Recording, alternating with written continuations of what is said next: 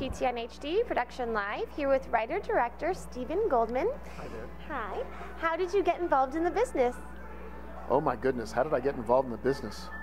Do we have a lot of time? Well, I went to school in New York. I went to NYU, and I actually went also to Concordia, the Pavillon des Beaux-Arts in Montreal, studied film there. I kind of knew my whole life. I look back, and my dad took me to the movies when I was young, and he bought a 16mm projector, and we would get movies. Every weekend we'd go and pick out 3 real 16mm movies and watch them on the screen in our basement from famous players, distributors. There are still, famous players in Toronto. So I grew up watching the movies. I went to school to make movies. For much of the 90s, I was making music videos. I did a lot of music videos in Nashville, and still do some. Just did a beautiful new music video for Alan Jackson, the country singer. Shot it in New York at Coney Island. And I went from doing music videos into doing television. Actually, I made an IMAX film before that, but then I did some television, TV series called Missing for Lifetime Television, and I can't remember who it was in Canada, but it was for Lionsgate. I shot that in Toronto. And shortly after that, through a lot of the country music stuff that I was doing, I made a movie for Paramount and Country Music Television, CMT, called Broken Bridges. Broken Bridges did very, very well for CMT, and shortly thereafter I did a little horror film that Summit put out called Trailer Park of Terror, which also had, only because I asked actually, but also had a country music connection. I asked Trace Atkins to play Satan for me, and he did it as the Man in Black, even though it didn't necessarily have to be a country music connection. There was, and that was my last film that I made. It premiered at Slam Dance in Utah. That happens at the same time as Sundance.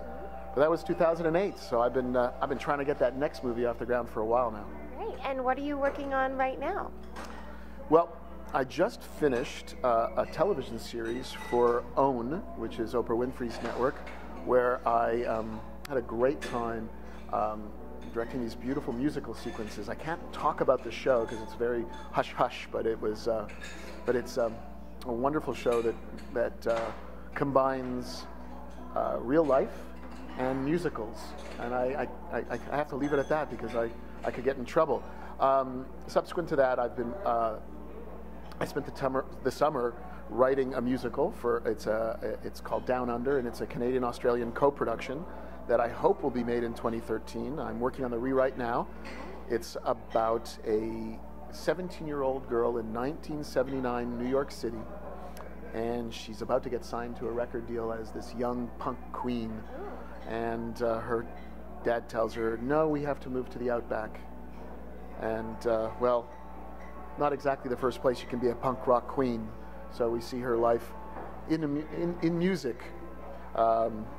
It's very much inspired, kind of a flip on Grease. 1979 was the year that Grease was huge, and this is about an American kid ending up in Australia, American girl in Australia. So there's that, and then probably the biggest thing in my life right now that takes up most of my time is getting my next film off the ground called The Human Fly. Been working on it for a while. It's a true story. It's a Canadian story in many ways, but it's an international story.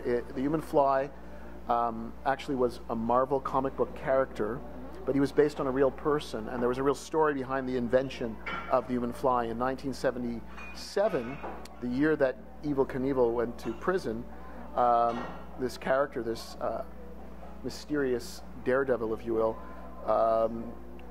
attached himself to the back of a DC-8 and flew at about 250 knots,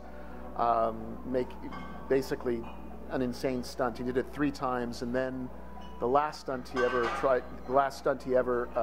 attempted to do was at Olympic Stadium in Montreal, where he tried to double and a half Evel Knievel's record of 13 school buses. He tried to do 27. Wow, bold move. For a guy who'd barely ever ridden a motorcycle and a guy who really wasn't a stuntman, it was really bold. The story that we tell is actually about Joe Romicieri, who was the son.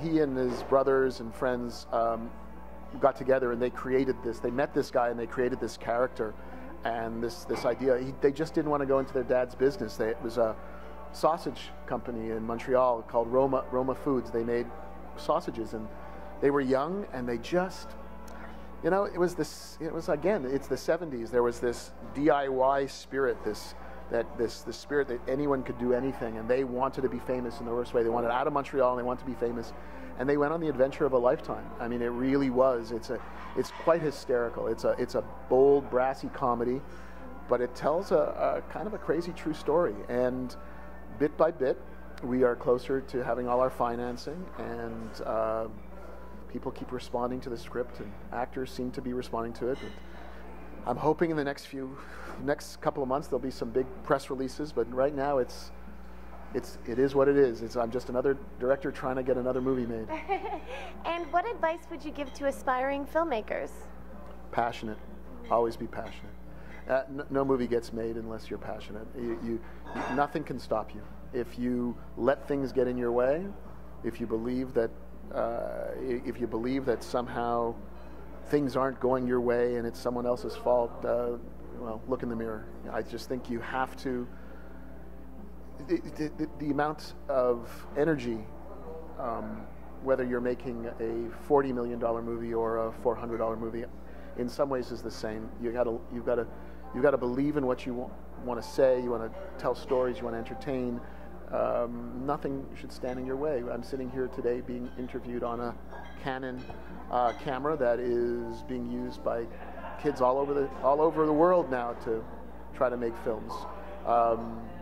The best will always stand out, I think. I think that cream rises to the top, and the most passionate filmmakers will always get their voices heard. And where's the best place to check out your work online? Well, the best place is to check out my work online. I have a couple of places. I have my website, of course, www.stephengoldmann.com or www.collectivefilms.com. There's stuff on Vimeo. There's stuff on YouTube. I've learned that the history of my music videos seems to have been put up online. I've found my first video I ever made, someone put up, my second, my third. I mean, these are things that I haven't done, but they're out there. I couldn't believe how videos from 1989 are out there. So, and Wikipedia has found 174 of the videos I've done. So I'm like, you know, there's a history out there for me. Well, thank you so much, Stephen, and best of luck with your upcoming project. Thank you so much. It's a pleasure. Okay. I'm Katie UHLMANN reporting for TTN-HD, production live at Finn McCool's Pub in Santa Monica.